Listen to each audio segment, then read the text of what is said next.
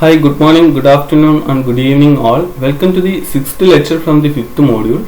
In this lecture, I am going to discuss about the managerial skills and personal characteristics needed in managers. Then, coming to the first topic, that is managerial skills. By managerial skills, we mean the skills or qualities desired in managers, the possession of which would enable them to act better as practicing managers. And the skills needed in managers are generally classified into technical skill, human skill, conceptual skill, and analytical and problem solving skill. Then coming to the first one, that is technical skill. By technical skill, we mean the ability of a person to operate a machine or use an equipment or a tool in the organization. The skill or knowledge which is required for performing an operational activity is known as technical skill. Technical skill is an imperative skill for managers at a lower levels of the organization, because it is actually these people who guide and supervise work of operators under their subordination. Unless managers at lower level are unadept to technical matters or aware about the technical matters, they would not be in a position to direct the operations of their subordinates in the best manner. And the technical skill is desirable for managers at the middle and top level of the organization. It will help the top and middle level managers to prepare rational plans and policies for the organization. Then coming to the second managerial skill, that is human skill. It is the ability of a person to create relationship and communicate with the subordinates in the organization. In other words, it is the ability of a person to tactfully deal with the human beings and mold their behavior at work in desired manner. It will help the organization to attain their objectives in most effectively and efficient manner. Managers at all levels in the enterprise are supposed to deal with the human beings in subordinate position. So human skill is equally needed by managers at all levels of the organization. Then coming to the third skill, that is conceptual skill. It is the ability of a person or a manager to see the organization as a whole, and the ability of that manager to understand the interrelationship between different departments in the organization. And conceptual skill also includes the ability of a person to analyze the external environmental factors of the organization and to understand the strengths and weaknesses of the organization. And by using or by considering the above mentioned factors, a manager must be able to take rational decisions for the organization, and this type of skill is necessary for managers at the top level of the organization. Then coming to the last managerial skill, analytical and problem solving skill.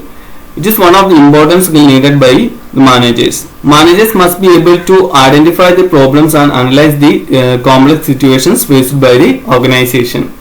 By solving the problems encountered, they must exploit the opportunities presented before the organization. So, analytical and problem solving skill is necessary for managers of the organization. Then coming to the next topic, that is personal characteristics needed by managers. In addition to the various skills needed by managers to be effective, several personal characteristics are also essential. They are as follows. First one is desire to manage. Second is communication skill and empathy. Third is honesty and integrity. And the last one is past performance as managers. Then the first one is desire to manage.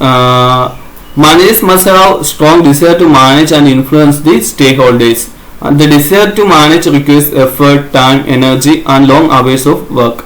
Someone coming with a strong desire to manage will definitely become a successful manager, because a desire to manage or to lead or to influence others will definitely help them to become a successful manager. Then coming to the second characteristics needed by managers, that is communication skill and empathy. Communication skill is the ability to communicate through written reports, letters, speeches, discussions, etc. And empathy is the ability to understand the feeling of another person and to deal with the emotional aspects of communication. So, communication skill with empathy will help a manager to become a successful person, because each and every manager in the organization need to understand the feeling of others while they are communicating some information with the others in the organization. Before giving orders or issuing orders to the subordinate, a manager should try to understand the situation faced by the subordinates in the organization. It will help them to become a successful manager. Then coming to the third point, that is integrity and honesty. Managers must be trustworthy and morally sound. They must be honest in dealing financial matters and keep the superiors informed about major decisions.